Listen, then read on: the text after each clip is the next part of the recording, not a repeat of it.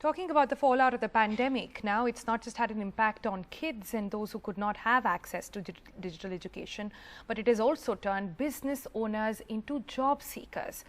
Many MSMEs face shutdown or have to scale down to survive. A report from Mumbai's Dharavi by my colleague Mariam. सब बिक गया। क्या बेचना पड़ा है अभी? सब था मैडम, गाड़ी थी, झोपड़ा था, सब बिक गया। Mohammad Shahid, who runs a small garment manufacturing unit with his brother in Mumbai's Dharavi, breaks down, talking about how their once successful business has collapsed during the pandemic. Their manufacturing unit, where they made trousers and shorts, once employed around 35 people and earned about rupees 1.5 lakh a month. But with demonetization, the implementation of GST and now the pandemic, they are under crushing debt and have only 2 workers, one of whom is their own father. हम लोग महीने में 1.5 लाख रुपया कमा लेते थे, सब बचा के। और ऐसा टाइम हो गया कि अब उतना देना पड़ रहा है, बच रहा कुछ भी नहीं है। आपको भी मालूम है, 5 दिन का लगेगा, 10 दिन का लगेगा, 12 दिन का लगेगा, 1 महीने का लगेगा, 2 महीने का लगेगा, सब करना चालू कर दिया। इतना बड़ा सेटअप था, इतनी छोटी 15 दिन के लिए बंद है, तो ऐसे सुन के भाग तो नहीं सकते थे ना हम लोग।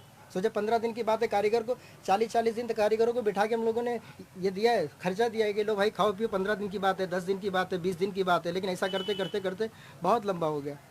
कुछ लोगों को अपना हिसाब छोड़ के भागना पड़ा, कुछ लोगों को इस तरीके से। फिर उन लोग ने सोचा कि घर पे भी बैठ के क्या करेंगे, फिर गांव से आते थे, फिर काम स्टार्ट करते थे, फिर वही हालत हो जाती थी। अभी तो लग रहा है कि अभी भी ऐसे ही रहेगा, तो अभी इसका रेंट देना है, उसका रेंट देना है, घर का रेंट देने का। ये काम कर रहा है, मेरे अब्बा काम कर रहे हैं।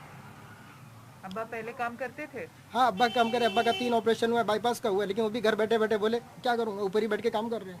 With the manufacturing unit staring at imminent shutdown, Khalid says that they will have to look for jobs soon. जब चाहे जब बंद हो सकता है कारखाना। तो बंद हो जाएगा तो अब दूसरी जगह जॉब ही करना पड़ेगा मैडम। जॉब करना पड़ेगा, दूसरी जगह जॉब देखना पड़ेगा, और क्या होगा। आपने कुछ देखा है अभी? मैं तो मैम पिक्चर लाइन में काम करता हूँ। हाँ, इंडस्ट्री में, लेकिन वहाँ भी काम बंद हो गया था तो मैं चले आया हूँ। आप क्या काम करते थे? साइड एक्टर्स में मैडम, छोटे जो साइड में काम करते हैं ना, जो शॉर्ट हाइट में, उसमें काम करता हूँ मैं तो। Dharavi is not only India's largest slum area, but it's also a thriving economic ecosystem with many small unorganized business units dealing mainly in garments. Each of these karkhanas employed anywhere between 5 to 30 people. But with the pandemic, a lot of them have been shut down now, turning these erstwhile business owners into unemployed job seekers. Shahid and Khalid are not alone. An economic hub of Mumbai, estimated at about $1 billion US, Dharavi is now hurting. The Garment Association here says that after the 2 lockdowns, only a fraction of the units are still operational. पूरे धारावी में 600 से 700 कारखाने total थे, जिसमें से ये 2 बार जो lockdown हुआ, इसके कारण 65% कारखाने लगभग बंद हो चुके हैं। 35% जो ऑपरेशनल हैं, वो भी लगभग, अगर इसी तरह से थर्ड वेव की जो बात की जा रही है, अगर वो थर्ड वेव डिक्लेयर हो जाता है या उसके डर से लोग काफी अभी भी उसको क्लोजअप की तरफ जा रहे हैं, बंद करना चाहते हैं कि काम नहीं है, तो वो 35% भी लगभग अगर बंद हो जाएंगे तो यहाँ की हालत काफी खराब हो सकती है। Wasim Ansari, who made jeans and track pants at a small business in Dharavi, shows us his manufacturing unit. A business built over 7 years, shut in a year of the pandemic. Once an employer of around 17 workers, the lockdown has meant that he is looking for part-time work himself. आगे का क्या सोचे हैं, हमारा bank का भी है, कर्जा बहुत ज़्यादा है हमारा। कितना है? करीब 9-9.5 लाख रुपया होगा बैंक का सिर्फ। अच्छा, ये क्या क्या लोन है? ये अपना पिछले लॉकडाउन के बाद कोविड का मिला था हमको, वो कोविड वाला लोन जो सरकार ने अनाउंस किया। 7 लाख रुपया प्लस जो है क्रेडिट था अपना। अच्छा, और प्लस जो है लास्ट में पिछले लॉकडाउन के बाद अभी जो आया हूँ मैं, ये अभी जो लॉकडाउन हुआ है इसके बाद आया हूँ, तो वाइफ का जेवर भी गिरों रखा हूँ, बैंक में ही रखा हूँ, वो 2.25 लाख रुपया। अच्छा, तो यानी कि इस 9-9.5 लाख, तो इसका EMI कितना होता है हर महीने का, कितना भरना पड़ता है? EMI कम से कम 9-9.5 हज़ार रुपया आता है। तो इतना निकल आता है आपका? बंद पड़ा है, कहाँ से निकलेगा मैडम, बंद है एकदम, कोई काम नहीं चल, कोई काम नहीं। अभी कोशिश तो कर रहे हैं कारखाना चालू करने के लिए, लेकिन खर्चे के लिए तो लास्ट में हमको नौकरी करना पड़ेगा। जो हम पहले नौकरी पे रखते थे सबको, अभी वो हमारा सिचुएशन हो गया, हमको खुद करना है। अच्छा, आप नौकरी ढूंढ रहे हो? नौकरी हमको खुद लास्ट में करना पड़ेगा, मजबूरी है। आपने कोई नौकरी के लिए ढूंढा है, कोई अप्लाई किया है? अप्लाई तो अभी 10 दिन पहले किए थे। किसका? ये जोमेटो में जो पार्ट टाइम काम करते हैं ना, उसके लिए।